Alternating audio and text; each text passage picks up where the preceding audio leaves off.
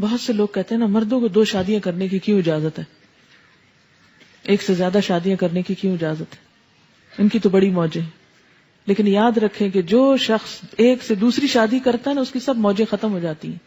دنیا میں اگر بظاہر موج نظر بھی آتی ہے تو آخرت کے اعتبار سے سخت پکڑ کا اندیشہ بھی ہے، کیونکہ اس پل کو پار کرنا انتہائی مشکل کام ہے. بسا اوقات ایک بیوی کے تقاضے پورے کرنا مشکل ہوتا ہے، اس کی ضروریات، اس کے بچوں کو دیکھنا، تو 2 سے تو ذمہ داری دگنی ہو گئی، تو جان آسان کہاں ہوئی اور پھنس گئی. تو اللہ نے عورت کو اگر نہیں اجازت دی تو بڑا سکھ ہے اس میں. سوچیں، ایک شوہر کو خوش کرنا آسان نہیں، کہاں اگر 2 یا 4 شوہر ہوتے تو کس کس کی مانی جاتی. یہ ہنسنے کی بات نہیں ہے، تو رونے کی بات ہے اس کانسیپٹ پہ، کیونکہ بہت سی عورتیں یہ اعتراض کرتی ہیں یہ تو ظلم ہے، جینڈر ڈسکریمنیشن ہے، مردوں کے لیے تو 4 شادیاں ہیں اور عورتوں کو تو بس باندھ کے قید کر کے رکھ دیا گیا ہے. اسی قید میں آزادی ہے، اسی قید میں بھلائی اور خیر خواہی ہے. اگر پریکٹیکلی یہ رکاوٹ نہ ہوتی، اوروں کو روک کے نہ رکھا جاتا اور آزادی دے دی جاتی تو عورت کا قیمہ ہو جاتا. اگر ایک سے زیادتی ہو جاتی ہے تو معافی مانگنے میں، منانے میں دوسرے کو، روٹھے ہوئے کو اور نہ سمجھا کریں، آپس ہی کا معاملہ ہے. جیسے غصہ آ گیا نا، ایسے ہی صلح کرنے میں بھی دیر نہیں کرنی چاہیے. صلح کر لو، آپس میں اتفاق کر لو. ان یصلح بینہما صلحا والصلح خیر، اور صلح کر لینا اچھا ہے. اس لیے کہ شادی صرف وقتی جذبات کے تحت نہیں ہوتی، شادی تو ایک خاندان بنانے کے لیے ہوتی ہے، اور اس خاندان میں نئی نسل کے پروان چڑھانے کے لیے ہوتی ہے. انسانیت کی تعمیر اور تربیت کے لیے گھر بنایا جاتا ہے. اس لیے انسانوں کی بھلائی، آئندہ نسلوں کی بھلائی اس میں ہے کہ آپس میں بنا کے رکھیں، ایک دوسرے کی عزت کریں، ایک دوسرے کا خیال کریں.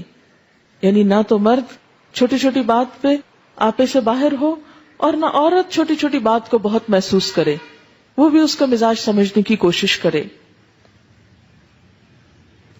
والصلح خیر، اور صلح بہتر ہے.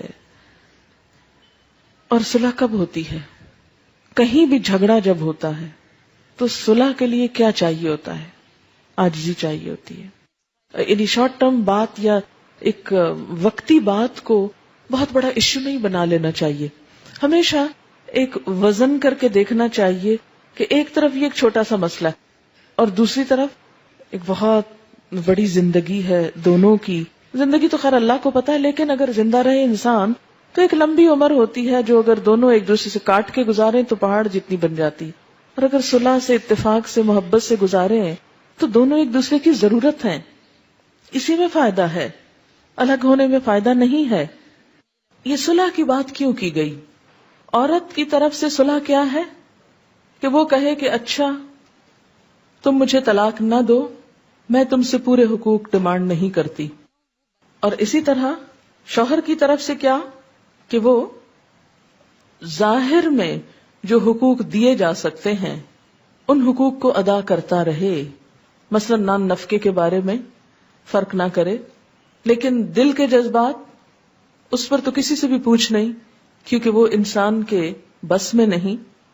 تو اب قیامت کے دن ایک شوہر سے جب اس کی 2 بیویوں کے درمیان عدل کی بات ہوگی تو وہ ظاہری معاملات ہی میں ہوگی. جیسا کہ نبی صلی اللہ علیہ وسلم نے بھی فرمایا تھا، اللہم ھذا قسمتی، اے اللہ یہ میری تقسیم ہے. حالانکہ آپ کو اس سے مبرہ قرار دیا گیا تھا کہ اگر آپ نہ بھی عدل کریں تو آپ سے نہیں پوچھا جائے گا، لیکن اس کے باوجود آپ نے عدل کیا اور فرمایا ھذا قسمتی، یہ میری تقسیم ہے جو میں کر سکتا ہوں. فلا تلمنی فیما تملک، اللہ مجھے اس معاملے میں ملامت نہ کرنا، مت پوچھنا جس کا میں مالک نہیں ہوں، یعنی اپنے دل کے جذبات کا. فیما تملک، ان کا تو مالک ہے، ولا املک، اور میں مالک نہیں ہوں. روایات میں آتا ہے کہ آپ صلی اللہ علیہ وسلم عصر کے بعد تمام ازواج مطہرات کے پاس جایا کرتے تھے. بخاری کی روایت ہے. اگرچہ رات گزارنے کی باری الگ الگ تھی، وہ باری تو مقرر ہے، لیکن دل کا تعلق سب سے برابر نہیں. اسی لیے اللہ اس کے بارے میں مواخذہ نہ کرنا، اس کے بارے میں نہ پکڑنا. تو ایسے میں کیا ہے کہ ایک عورت شوہر سے پورے حقوق ڈیمانڈ نہ کرے کہ اسے قلبی محبت بھی اتنی ملے جتنی دوسری بیوی کو مل رہی ہے، اور کہے کہ اگر اتنی نہیں تو میں جا رہی ہوں. وہ چلی جائے، نقصان زیادہ ہے جانے میں بنسبت اس کے کہ وہ رہے اور پورے نہیں تو آدھے حقوق پر گزارا کر لے اور اصلاح ہوتی رہے. اور اس میں دراصل تو شوہر کو تلقین کی جا رہی ہے کہ وہ دوسری بیوی یا دوسری شادی کے شوق میں پہلی بیوی کو پوری طرح اگنور نہ کر دے، اس کے حقوق بھی اس کو دیتا رہے. اب آپ کہیں گے کہ وہ دوسری شادی کی کیوں، وہ نہ کرے. یہ کہا جانا چاہیے تھا کہ وہ دوسری طرف مائل ہی نہ ہو، دوسری طرف جائے ہی نہ. اب دیکھیں کہ بعض اوقات ایسا بھی ہوتا ہے کہ ایک عورت ذہنی توازن کھوئے ہوئے ہوتی ہے، یا ایسی نفسیاتی مریض ہوتی ہے کہ ہر وقت صرف شوہر کو ستاتی ہے، یا بعض اوقات بچے نہیں پیدا کر سکتی، یا کوئی اور ایسا سقم ہو سکتا ہے کہ جو اس شوہر کے قابل نہیں وہ عورت.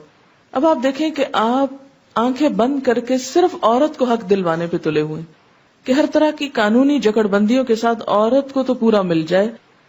تو کبھی آپ نے سوچا کہ دوسری طرف اس مرد کا کیا قصور ہے؟ آخر اس کے بھی جذبات ہیں، اس کے بھی احساسات ہیں، اس کو بھی زندہ رہنا ہے.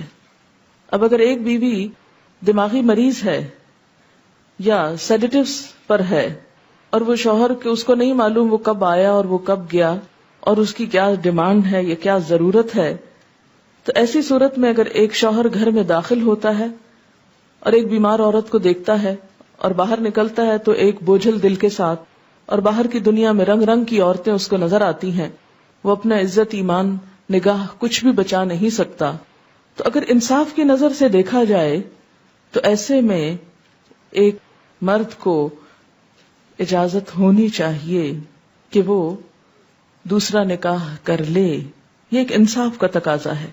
اب دوسرا کرتے ہی کیا پہلی بیوی کو گھر سے نکال دے؟ تو یہاں مرد کو کہا گیا کہ نہیں، اسے نکالو نہیں، ظاہری اعتبار سے اس کے حقوق پورے کرو، لیکن اگر دل مائل نہیں تو پوچھا نہیں جائے گا، کیونکہ دل پر تو اختیار نہیں. ایک شخص جب اہل ہی نہیں تو دل کو کس طرح زبردستی مائل کر سکتے ہیں آپ؟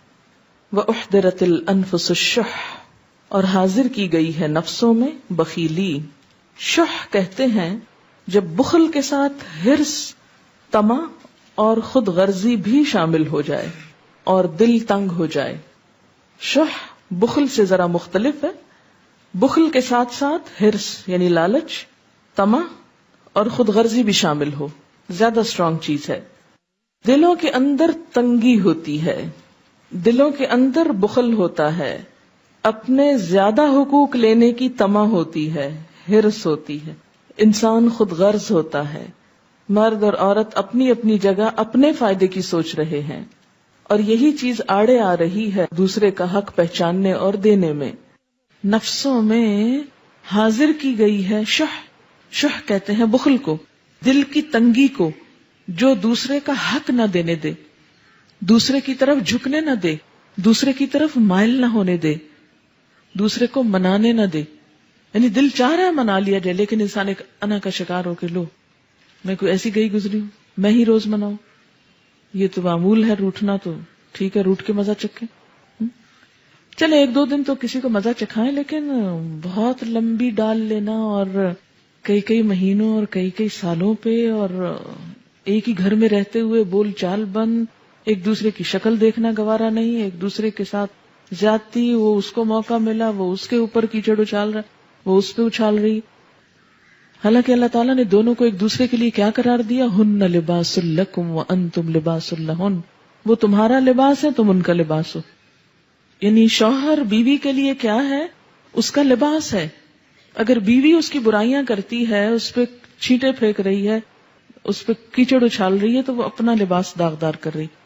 اور اسی طرح بیوی کیا ہے؟ شوہر کا لباس ہے، اس کی عزت ہے، وقار ہے، اس کا سکھ ہے، چین ہے، زینت ہے. اور اگر وہ دوسروں کو بھری محفل میں بیٹھ کے اس کی برائیاں کر رہا ہے، لوگوں کے سامنے اس کو بدنام کر رہا ہے، تو اس کا نہیں، اپنا ہی بگاڑ رہا ہے، اپنے اوپر کیچڑ پھینک رہا ہے. تو اس معاملے میں دونوں ہی کو احتیاط برتنے کی ضرورت ہے. والصلح خیر.